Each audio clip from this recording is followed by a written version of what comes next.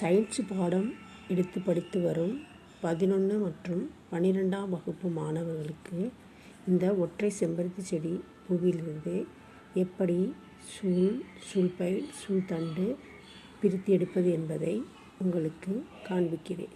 இதோ பாருங்கள். முதலில் இதில் உள்ள இந்த சிவப்பு கலரில் இருக்கக்கூடிய இந்த அள்ளி வட்டத்தை தனியாக பிரித்தெடுக்க வேண்டும். இதேபோல் பிரித்து எடுத்துக்கொள்ளுங்கள். இப்பொழுது இதுபோல் தெரியும், இதுபோல் இருக்கும். இதுதான் இதில் உள்ள பூவடி செதில், அதாவது அள்ளி வட்டத்துடைய பூவடி செதில். இதையும் நீக்கிவிட வேண்டும். இதை வேண்டுமென்றால் இதில் 5 பகுதி இருக்கிறது.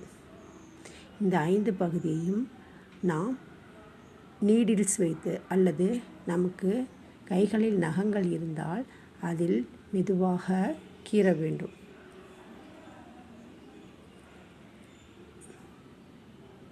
இதேபோல் கீற வேண்டும்.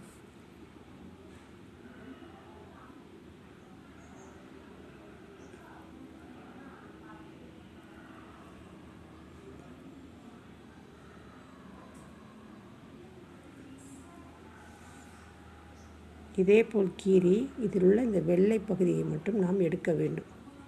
இதில் உள்ள அந்த வெள்ளை பகுதியை எடுத்த பின்பு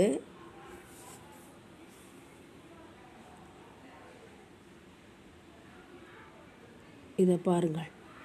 இந்த சூழ்முடி, சூழ்பை, சூழ்தண்டு, இதுதான் சூழ்பை. இங்கே வெண்மை நிறத்தில் இருக்கிறதல்லவா, இந்த வெண்மை நிறத்தில் இருக்கிறதல்லவா, இதுதான் சூழ்பை. இது சூழ்தண்டு, இது சூழ்முடி. இதை நீக்கியவுடன் இவை தனியாக வந்துவிடும். நீங்களும் இதேபோல் முயற்சி செய்து பாருங்கள்.